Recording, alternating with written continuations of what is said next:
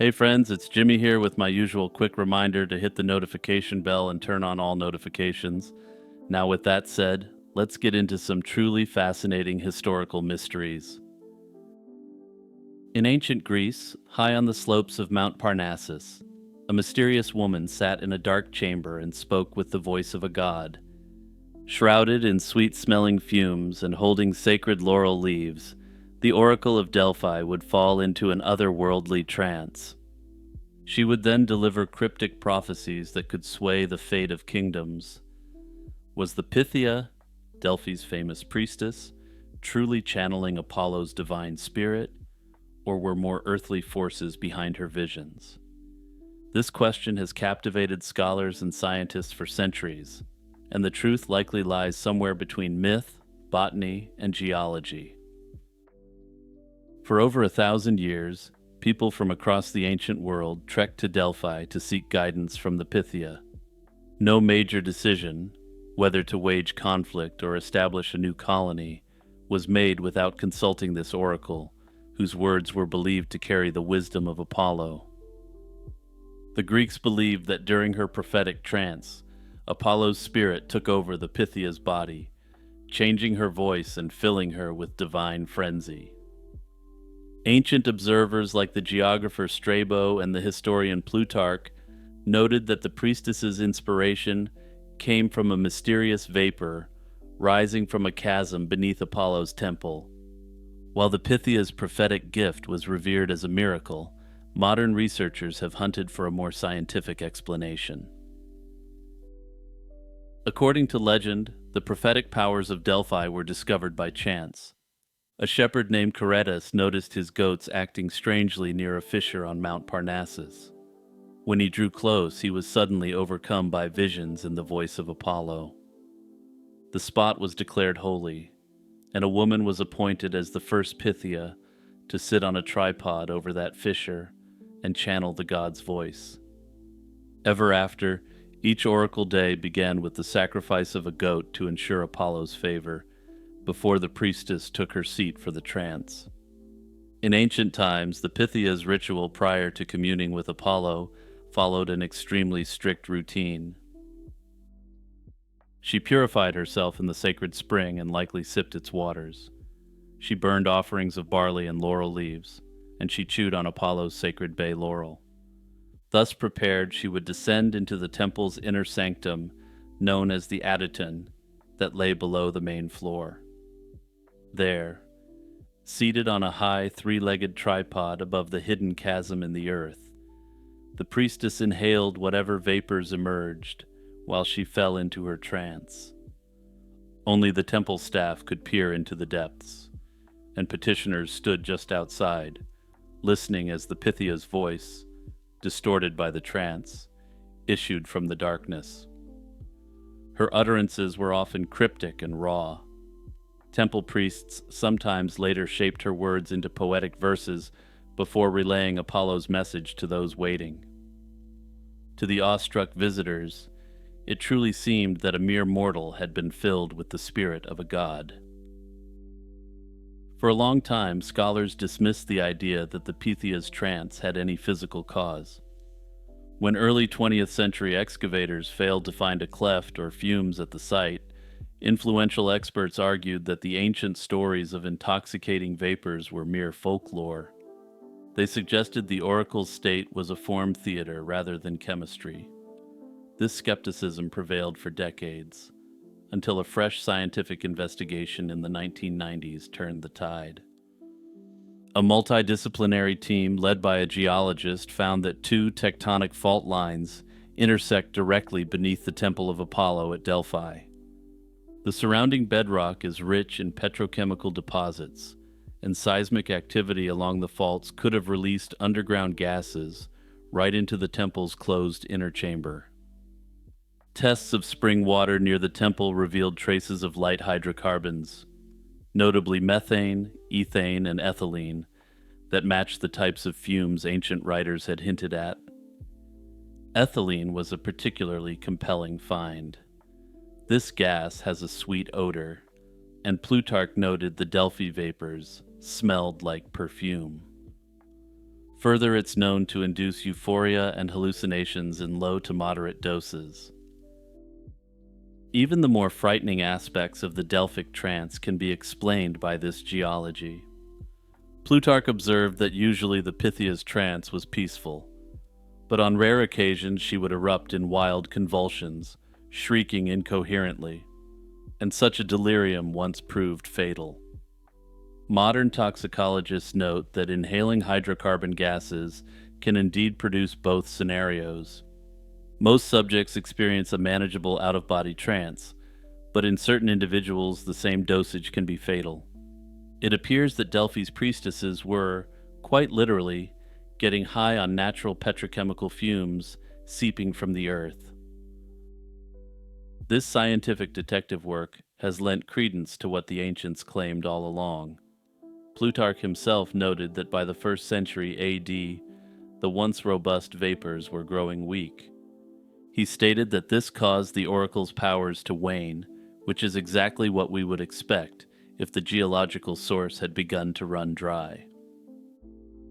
Some scholars have proposed that the Pythia may have actually been chewing oleander, a highly toxic plant that can cause symptoms like disorientation, tremors, and seizure-like episodes. This theory argues that by chewing oleander leaves or inhaling their smoke from a brazier, the priestess could induce a delirious, trance-like state chemically, akin to an epileptic episode.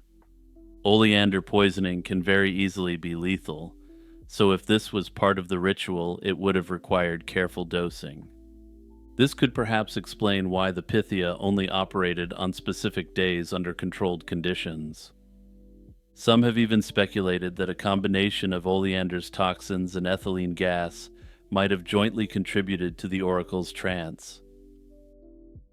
Beyond any specific gas or herb, the power of the oracle's trance also drew on psychology and ritual. The Pythia underwent lifelong training and purification to become a worthy vessel for Apollo. The intense ceremony, expectation, and spiritual focus likely put her in an altered state of consciousness, even before any fumes took effect. Plutarch himself believed that the physical vapors were merely a trigger, and that the true source of prophecy was the inspiration and disciplined trance of the priestess herself. In this sense, the oracle's ability to deliver profound messages may have arisen from a perfect synergy of natural geology, substances, and deep religious training. Still others believe that ultimately it was just a theatrical performance designed to trick credulous Greeks who were taught from birth to treat the Pythia's words as divine. While most believe that this element was at play, the fact that the oracle was an institution for centuries upon centuries seems to run counter to this modern narrative. Thousands of years later, the Oracle of Delphi remains a spellbinding example of how myth and science can intertwine. Even after the oracle was silenced in the 4th century, the story of the Pythia's trance continues to captivate our imagination well over a millennium later. Hey everyone, just a quick reminder to hit that share button and send this video to your friends and family. Also, don't forget to check out the YouTube or the Patreon to take your support to the next level. Picture a thriving city under siege. Athens in 430 BC, its streets packed with refugees and soldiers, when suddenly an invisible stalker struck. Within weeks, tens of thousands of Athenians, perhaps a quarter to one-third of the population, were dead or dying. This nightmare epidemic, known as the Plague of Athens, erupted amidst the Peloponnesian War and became one of history's earliest recorded plagues. It not only decimated the city's people, but also altered the course of the conflict and Athenian society, as vividly described by the historian Thucydides, who lived through it. Almost overnight, the once vibrant metropolis was transformed into a nightmare. Corpses lay unburied in the streets and even in the temples, and the city's finest doctors stood helpless as the mysterious sickness defied every remedy. In the spring of 430 BC, a strange illness first appeared in Piraeus, the bustling harbor of Athens. Thucydides recorded that people in good health were suddenly seized by severe fever and throat inflammation, an alarming new sickness with no obvious cause. The disease spread rapidly from the port into the city's dense urban population. Panicked Athenians even suspected the Spartans of poisoning the wells at Piraeus in a desperate attempt to explain the sudden calamity. Once inside the walls, the plague raced through Athens unchecked. Packed side by side, residents infected one another quickly. Few households were spared from the terror. The Spartans besieging the city, camped outside, didn't fall ill on the same scale, which only deepened the Athenians' despair and paranoia. Those stricken experienced horrific symptoms, unlike anything doctors had seen. The illness began with sudden high fever, red eyes, and violent coughing fits. It then attacked the stomach with ceaseless vomiting and painful cramps. Many victims broke out in a red rash with small pustules, accompanied by an unquenchable thirst. In their agony, sufferers couldn't bear even light clothing and would plunge into water to cool their burning bodies. Most died by about a week in, often succumbing to severe diarrhea and total exhaustion as their bodies failed. A few did survive. Thucydides was among them, and those survivors gained immunity, rarely falling ill twice. They became crucial caregivers for others. However, survival often came at a price. Some recovered only to suffer lasting damage like blindness, lost extremities, or even memory loss. The plague's toll was measured not only in lives lost, but in lifelong debilitation for many who lived through it. As the death toll mounted, social order in Athens collapsed. The sudden deaths of even strong, healthy people caused widespread despair. Many who realized they were getting sick lost all hope and simply resigned themselves to fate. In the lawlessness that ensued, citizens began to ignore laws and customs. No one feared punishment when plague death seemed more imminent than any court sentence. Property and social hierarchy were upended, and some poor Athenians suddenly gained wealth by appropriating the estates of the dead. Many people lived only for the moment, seeking pleasure while they could in ways that horrified ancient writers. Religious faith also faltered. The plague struck pious and impious alike, causing many to question the gods' protection. Some thought the disaster was divine punishment, or the fulfillment of an oracle that warned a pestilence would come during a conflict with Sparta. Funeral rites broke down. There were too many dead for traditional burials. Corpses were hastily piled into mass graves or burned together without ceremony. Meanwhile, medicine was helpless. Doctors quickly caught the illness and died alongside their patients. No remedy or prayer could cure the unknown disease. Only those few survivors with immunity could safely tend to others as the chaos spread.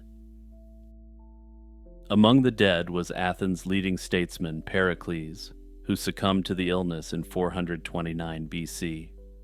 Thucydides observed that many wealthy citizens had died, and their fortunes were inherited by distant relatives of lower status, subtly shifting social hierarchies in Athens. The epidemic also weakened Athens militarily. So many soldiers and sailors were lost that the city's war effort faltered, tipping the balance in Sparta's favor. Ever the rational observer, Thucydides meticulously documented the plague's symptoms and progression. He hoped that his record would allow future generations to recognize the disease if it ever struck again. Yet despite this detailed account, he couldn't identify the disease behind the outbreak, and for over 2 millennia, the illness remained a mystery. Scholars have proposed smallpox, measles, bubonic plague, typhus, and other candidates, but no consensus exists since the symptoms recorded could fit many ailments. A major clue emerged in 2006 when researchers applied genetic analysis to ancient remains. In a mass grave of plague victims, scientists found traces of the bacterium that causes typhoid fever. This finding strongly suggests the plague of Athens was an explosive outbreak of typhoid fever. Typhoid spreads through contaminated water or food and causes prolonged fever, thirst, and diarrhea, closely matching the accounts of the epidemic in the crowded, unsanitary city. Some experts remain skeptical, noting that typhoid fever would have been too familiar to Greeks to be described as a mysterious new plague. Among alternate theories, smallpox is often highlighted. It produces a high fever and pustular rash and can decimate an unexposed population with around 30% mortality. However, the smallpox theory has shortcomings too, since Thucydides didn't mention the telltale back pain or pockmark scars typical of smallpox survivors. Further, it was also quite well known to the Athenians, so again the idea that it was described as a new outbreak is questionable. To this day, the exact cause of the plague of Athens remains debated. The best evidence points to typhoid fever as the culprit, but definitive proof has been elusive. What is clear is that this was an epidemic where the disease struck a population with no prior exposure or immunity, which explains its catastrophic impact on Athens. Picture a medieval harbor at dawn. Caravans from the interior unload silk and spices on the docks. Fishermen haul in the morning's catch, and the call to prayer echoes from a brick minaret over the bustling bazaar. This was Abiskoun at its height, a prosperous port city on the Caspian Sea where merchants and sailors from many lands converged. Yet just a few centuries later, this thriving city would vanish beneath rising waters, with its exact location becoming one of medieval Iran's great historical mysteries. Abiskoun stood on the southern Caspian coast in what's now northern Iran, near the mouth of the Gorgon River. This strategic location made it a crossroads of regional trade in the Middle Ages. By the 10th century, Abiskoun had grown into one of the most prosperous ports on the Caspian, renowned for its busy docks and thriving bazaars. Local craftsmen produced fine leather, woolen cloth, and dried fish, while traders dealt in these wares alongside luxurious bird feathers used to decorate garments. The port connected Persian civilization with distant lands via the Caspian Sea. Through these routes, Abiskoun linked the Silk Road's overland caravans with maritime trade, allowing a rich exchange of products and culture. But its very connectedness also exposed the city to dangers from afar. One dramatic chapter in Abiskoun's history came with invaders from the far north, the Vikings who sailed down into the Caspian Sea.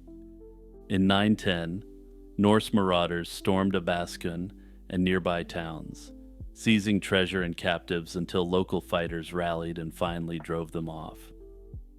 A few years later, an even larger Viking fleet returned to ravage Abiskoun's coast and extract a massive payment from the poorly defended merchants.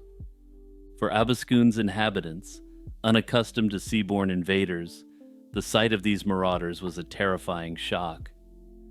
Despite these violent incursions, the Vikings had no desire to destroy this golden goose, and the city recovered and continued trading for a time. However, the troubles were not over, and the next great threat would arrive from a different direction entirely.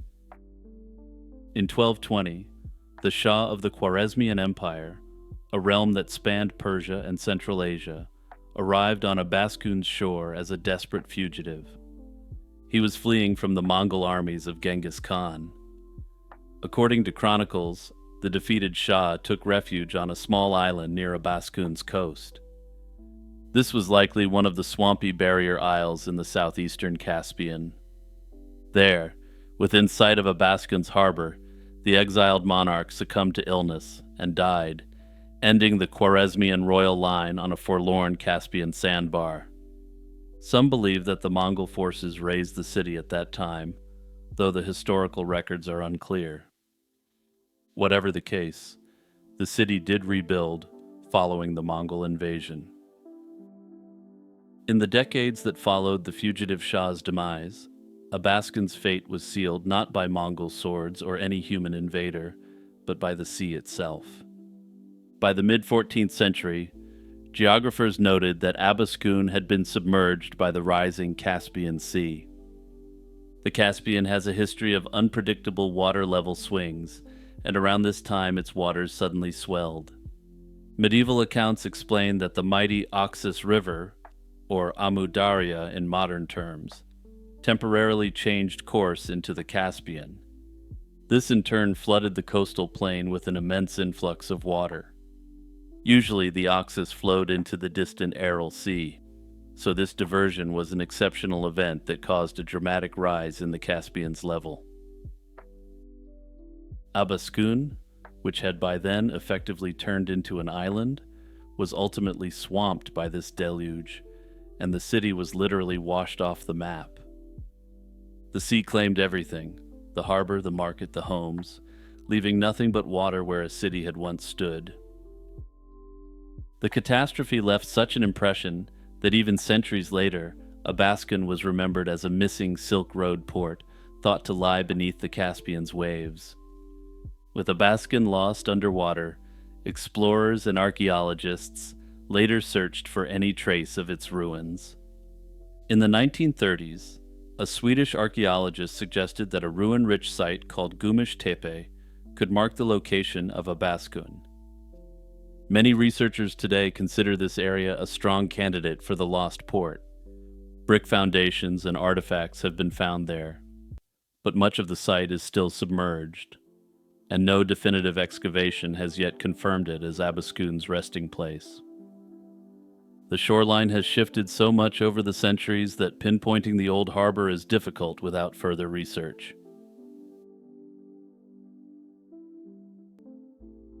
Imagine a city built almost entirely of wood, from its homes and shops to the sidewalks underfoot.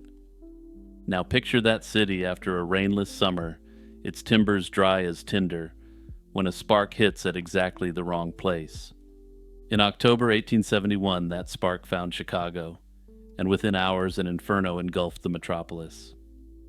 By the time the flames died out, a third of the city lay in ruins, and 100,000 people were left homeless. The Great Chicago Fire remains one of the most infamous urban disasters, a catastrophe so dramatic that its true story is often obscured by myth drilled into us in school as fact. On the night of Sunday, October 8, 1871, a fire began in a barn on the city's southwest side. The blaze likely started around 8:30 p.m., and within minutes it was out of control, fueled by dry fodder and driven by a fierce southwest wind toward the heart of the city. Initial firefighting efforts were hampered by exhaustion and confusion. The city's 185 firefighters had been battling blazes for days, and a reporting error sent crews to the wrong location at first. Meanwhile, flames raced through densely built wooden neighborhoods, leaping the Chicago River and igniting the downtown business district. By Monday morning, chaos ruled as residents fled for their lives. Many ran as far east as they could, onto the Lake Michigan shoreline, and even waded into the water to escape the relentless flames. Heat and updrafts spawned fire whirls, tornadoes of flame that lifted burning debris high into the sky. Blazing embers rained down to spark new fires, even leaping the river when some landed on a railroad car carrying kerosene on the far side. The fire roared northward through the night, consuming almost everything in its path in an unrelenting wall of flame. Early on October 10th, nature lent a hand. A much-needed rain began to fall, helping extinguish the last flames. By the time it was over, the fire had raged for 30 hours, killing an estimated 300 people and reducing 3.3 square miles of the city to ash. Some 17,000 buildings were destroyed, causing $200 million in damage and leaving 1 in 3 residents homeless, as entire neighborhoods vanished.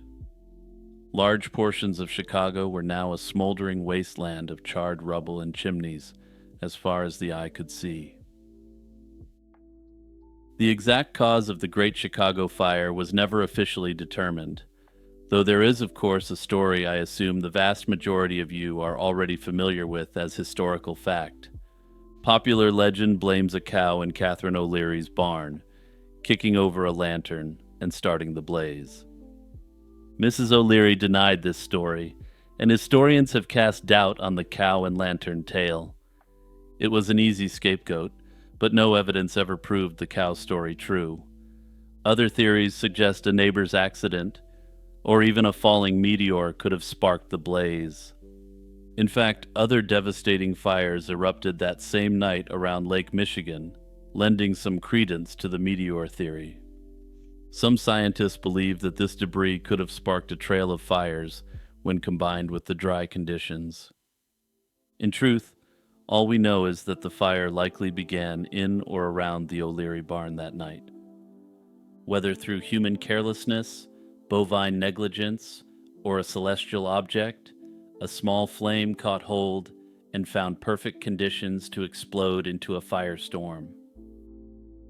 Chicago in 1871 was a disaster waiting to happen. More than 2/3 of its structures were made of wood. Roofs were often covered in tar or wooden shingles, and even the sidewalks and roads were made of wood. After a nearly 3-month drought, the city was tinder dry. The day before, firefighters had battled a large blaze that left them exhausted and their equipment damaged. When the O'Leary barn ignited, Chicago's overtaxed firefighters were slow to respond due to confusion and faulty alarms. Under these conditions, even quote-unquote fireproof brick and stone buildings eventually ignited as their interiors baked from the extreme heat. It was a perfect storm of drought, wind, wooden buildings, and human error that conspired to turn a small barn fire into a citywide cataclysm for the ages. In the immediate aftermath, stunned survivors wandered through the ruins as authorities struggled to maintain order.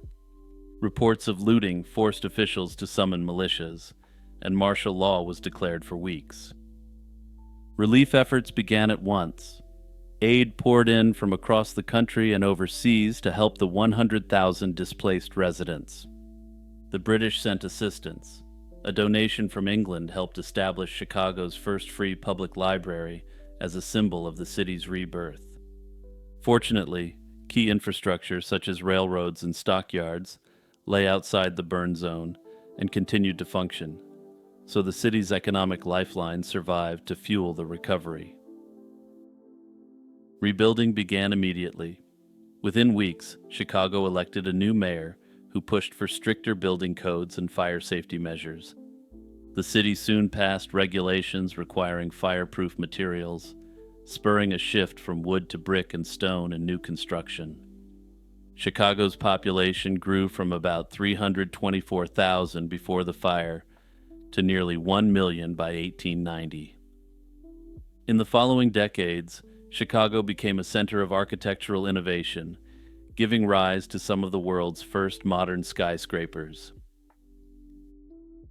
Despite the horror of 1871, the Great Chicago Fire forged an enduring legacy of resilience. Its memory is woven into the city's identity, and one of the 4 stars on Chicago's flag commemorates the fire. The cow story may have become folklore around the nation and internationally, but in a 1997 twist, the city officially exonerated Catherine O'Leary and her cow from blame.